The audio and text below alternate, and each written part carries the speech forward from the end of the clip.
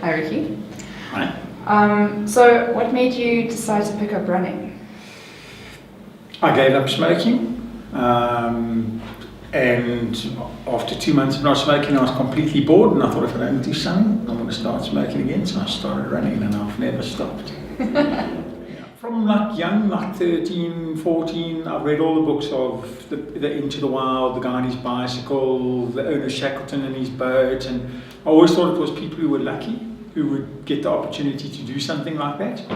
Maybe someone would give you money or whatever, but eventually it dawned on me that if I don't just get up and go and do it, I'll never do it. And my wife and my one son said to me, don't sit here and do nothing, because in 20 years when you come and say, it's your fault, it's work's fault, it's the family fault, you'll have all the excuses, so just get up and go. So that's what I did. I got up and I went.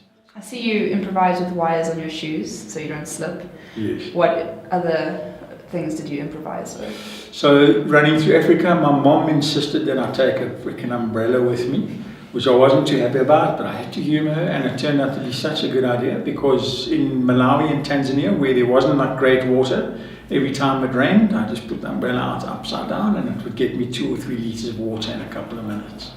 So that was most probably, after my wire crampons, my best improvisation. Yeah. So what were the people's reactions with you taking a pram, with all the little places you went to?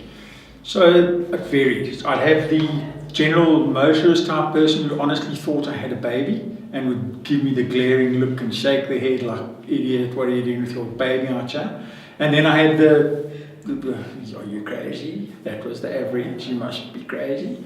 That's my shirt, Burrow Loca, crazy donkey. And then the people were great. I banked both trips on the fact that human nature, my belief is that human nature is generally good. So wherever I went, people let me stay, they gave me food, they helped me at very little cost to myself, because my budgets were not very big. And what was the biggest challenge? I think, so I spoke earlier and I spoke about when I got arrested for setting a fire to a rodeo, which I didn't do.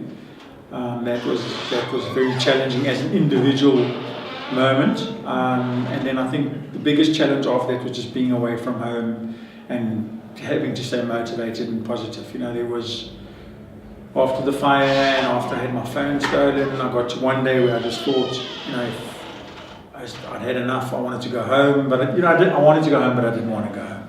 And I set my tent up right next to the main road, and I left everything of mine outside on my pram. I left all there, and I said, I'm going to go in the tent, I'm going to go to sleep, and in the morning when it's all stolen, that's fantastic, I've got every reason in the world to go home. And in the morning I put my head out, oh sure, but it's still there. And then I never looked back after that. So.